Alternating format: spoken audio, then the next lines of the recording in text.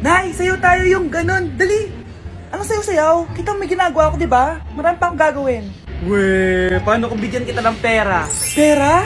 Oo, Nay, basta sayo tayo. Mapaprank ko na si nanay. Ay, wala na palang gagawin. Tara na!